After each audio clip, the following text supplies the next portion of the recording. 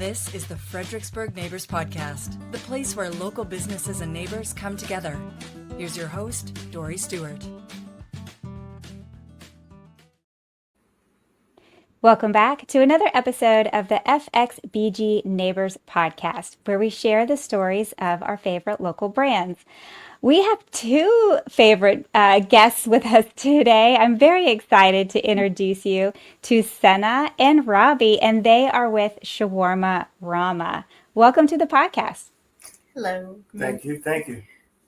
I'm really excited to dive into this and get to know you and get to know your business. So let's start there. Please share with the listeners a little bit about Shawarma Rama. Okay, well, Shawarma Rama is a mint green wagon style food truck that's local in Virginia, West Virginia. What am I saying? In Fredericksburg, in Spotsylvania, city of Fredericksburg, and Stafford.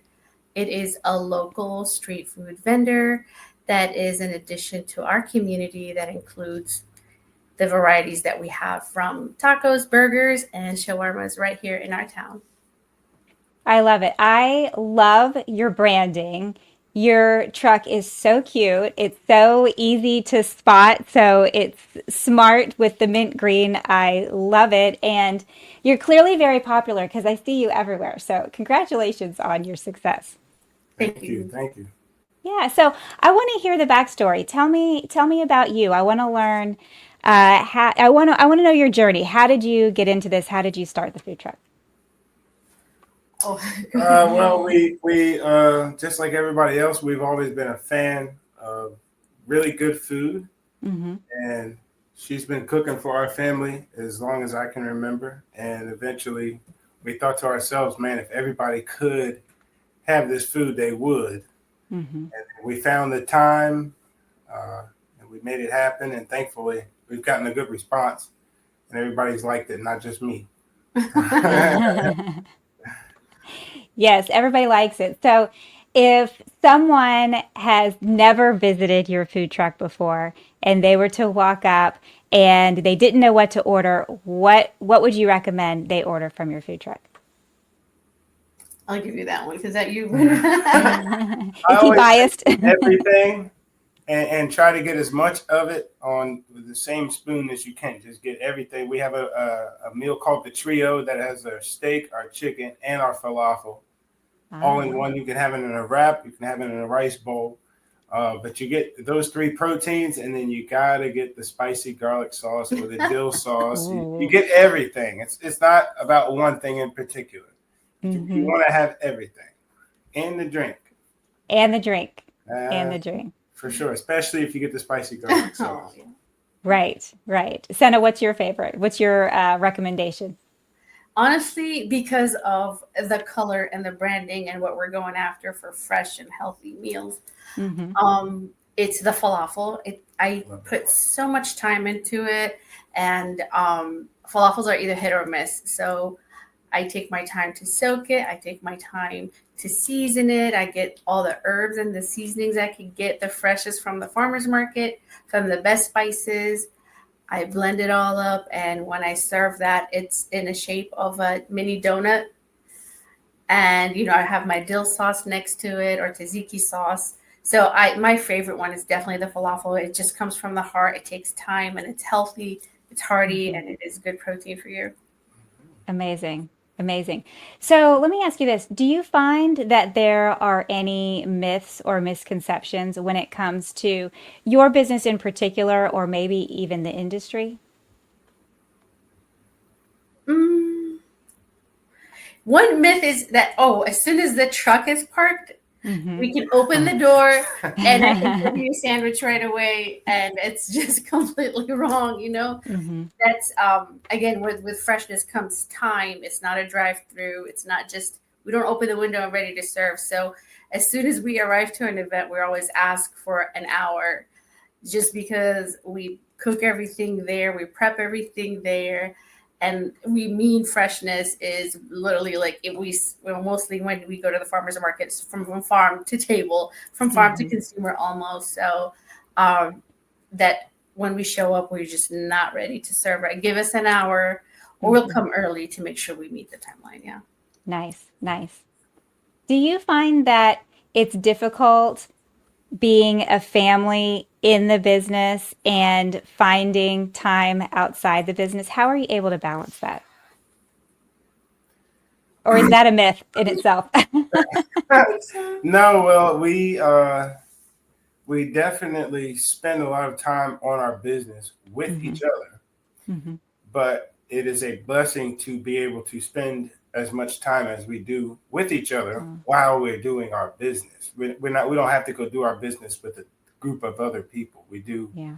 our personal stuff and our professional stuff all together. hmm So it's more of a help than anything, because Yeah. it helps us focus when we're not so focused. hmm You know what I mean? Because it's all one thing. And her and I have been best friends forever. So even whether we're Wow. working or playing, we're hmm good at it, no matter what we're doing. And we're So, not like attached to the hip 24 hours.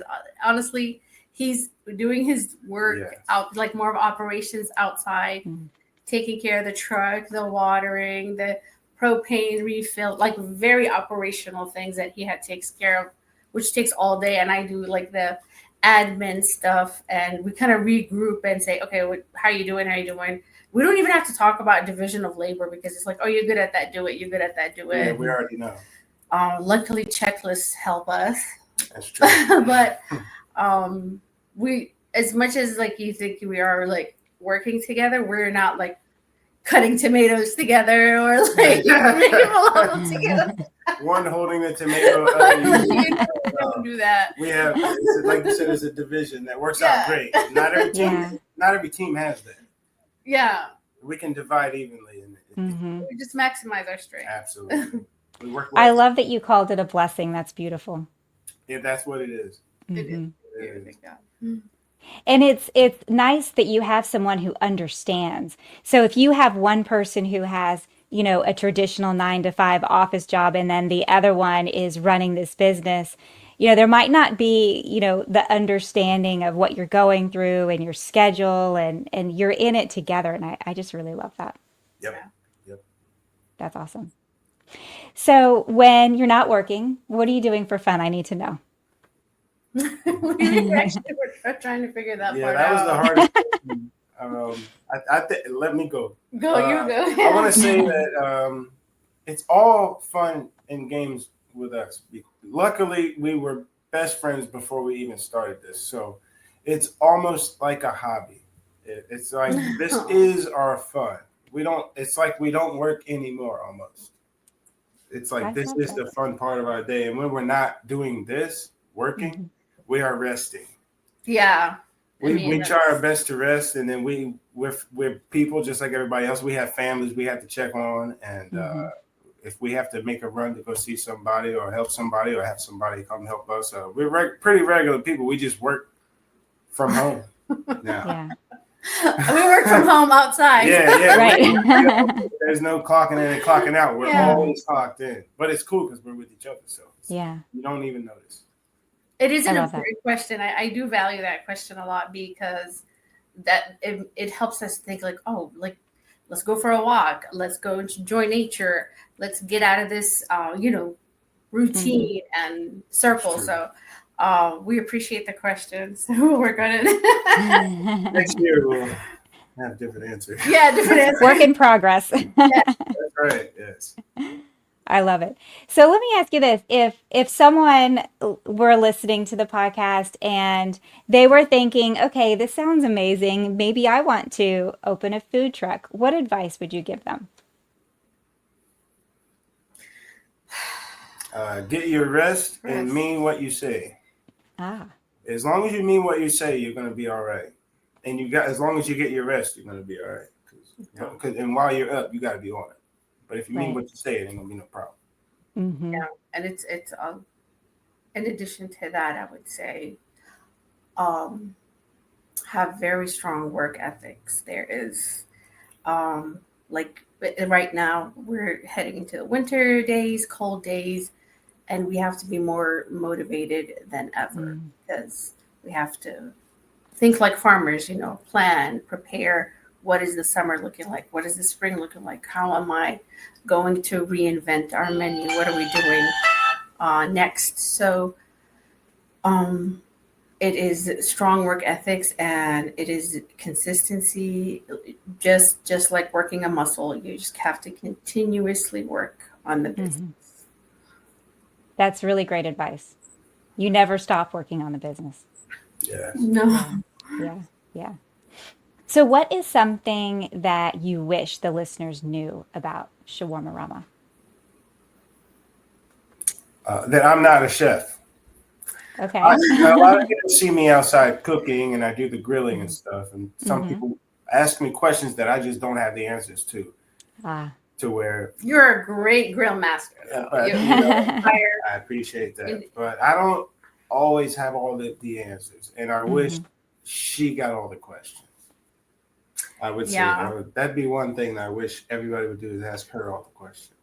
Because I don't have the answers. They see you out front and they make the assumption. Yeah. Yes, ma'am. But you're the grill master. You are definitely. I do run the grill. I do run the grill. Yeah. But if they want a good answer, ask the chef. Oh, thank you. I mean, that's a very passionate question to me. I wish they would know how much passion is put into the meals we prepare, into the menu, into the thought, into completing a dish. It's not just a wrap with meat and hand it over to you. It's complexity, it's layers. We're trying to get out of the stigma of the street food being greasy and fried and lethargic. I'm almost gonna cry, like when people come to me like, oh my God, I feel so great after eating your food. I have so much energy.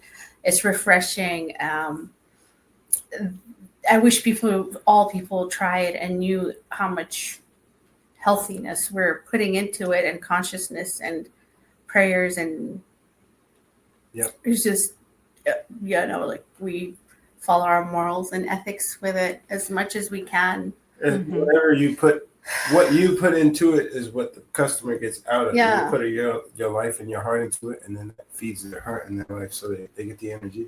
Yeah. It's not like you eat a McDouble. Yeah, I never thought about that. Yeah. A lot of love is put into it. Yeah, that's a good conclusion. I can tell. Well, I mean, it's kind of